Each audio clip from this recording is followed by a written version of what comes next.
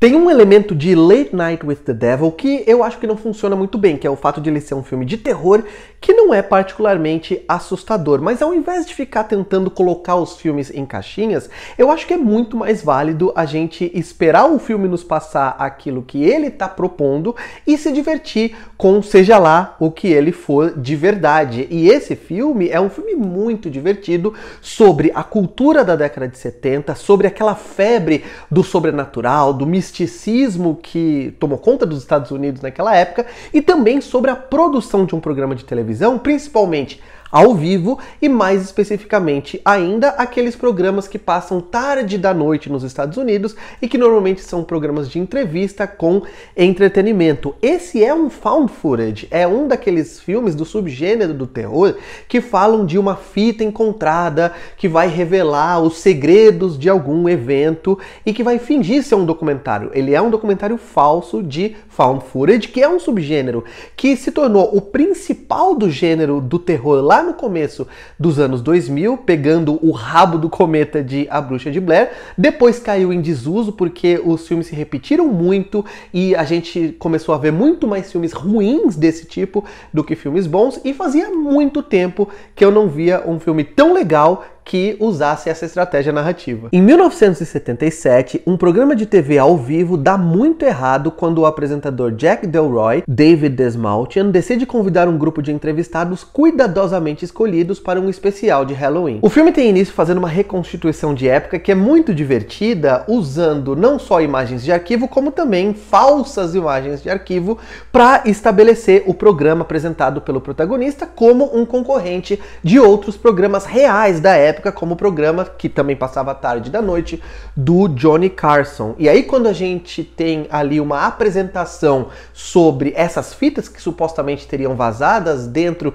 desse contexto de found footage, a gente entende que a gente vai assistir ao programa que foi exibido naquela noite de Halloween de 1977 e também vai ver algumas cenas de bastidores jamais exibidas antes na televisão americana. E aí quando a gente começa a ver aquele programa, a gente tem a reconstrução do programa em si e ao mesmo tempo imagens em preto e branco que seriam as cenas de bastidores, as cenas nos intervalos e também o que acontecia por trás das câmeras e nos bastidores mesmo, por trás das cortinas do programa. As imagens do programa em si utilizam uma linguagem visual que remete à televisão daquele momento. Os figurinos vão obedecer à lógica daquele momento da história americana, a direção de arte e até a textura da imagem da TV analógica. Tudo isso é feito de uma maneira muito competente pela fotografia do filme. Mas aqui eu já vejo o primeiro problema na lógica da construção dessa história, porque se a gente começa sabendo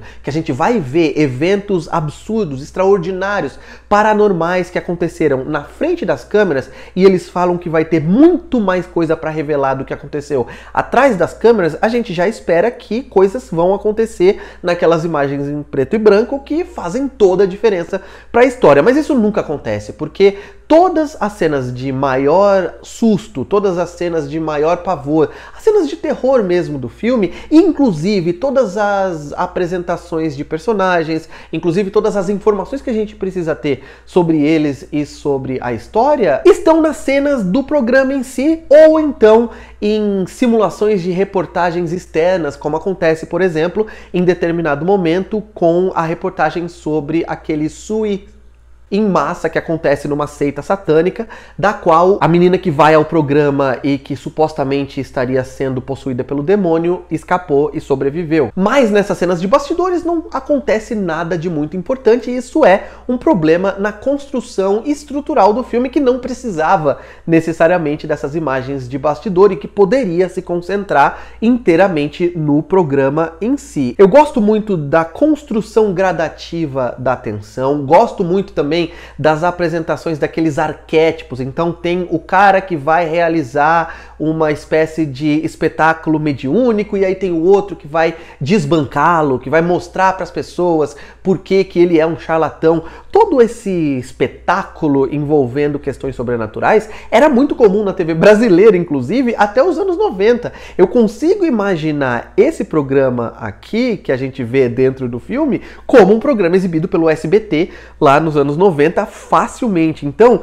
não só É muito convincente o tipo de programa que eles criam, como também as figuras que vão aparecendo são divertidas. A dinâmica do programa é o que esse filme tem de melhor, porque é muito bem dirigido, é muito verossímil, a gente acredita em tudo aquilo e é óbvio que tem ali um ambiente constante de imprevisibilidade. A gente nunca sabe o que vai acontecer, a gente nunca sabe o que aqueles personagens bizarros vão fazer. Boa parte daquilo que o filme está guardando para você, tudo aquilo que os diretores que são o Cameron e o Colin Kearns querem que você veja, está mais concentrado, obviamente, no terceiro ato. Não acho que haja nada muito revelador, não acho que, inclusive, os efeitos visuais sejam muito convincentes, mas eu acho que eles fazem sentido dentro da lógica narrativa, dentro da diegese desse filme, porque todos aqueles efeitos remetem muito a um imaginário de eventos paranormais, telecinéticos que as pessoas faziam lá na década de 70 e na década de 80.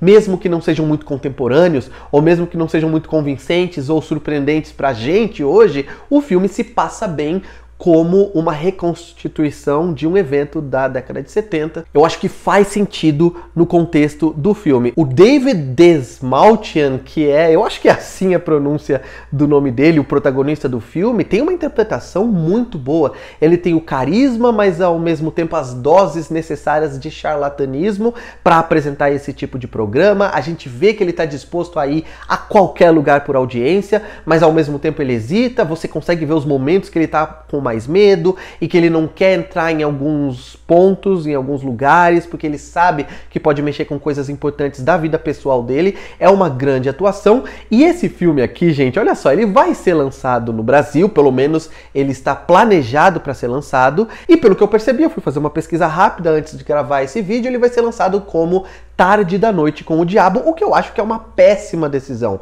porque Tarde da Noite, de Late Night do título original, não tá falando da hora do dia, ele tá falando do tipo de programa que o Johnny Carson fazia, que no Brasil é parecido com o que a gente importou, por exemplo, com o programa do Jô Soares 11h30, depois o programa do Jô, ou então que hoje em dia o Danilo Gentili faz, a Tata Werneck faz, esses programas de entrevista com humor, com entretenimento, de um horário mais avançado da madrugada. Então eu acho que precisaria ser um título que nos remetesse a esse tipo de programa de uma maneira muito direta. E eu consigo pensar num título que teria ainda por cima o benefício da literalidade, ou seja, seria uma tradução literal e que traria todo esse contexto cultural que o filme quer evocar no espectador e que esse título não evoca. O título que eu sugeriria seria Altas Horas com o Diabo. Eu tenho certeza que você pegou a referência. Seja como for, Late Night with the Devil não é um grande filme, mas é uma experiência divertida e que traz novos ares para um subgênero bastante desgastado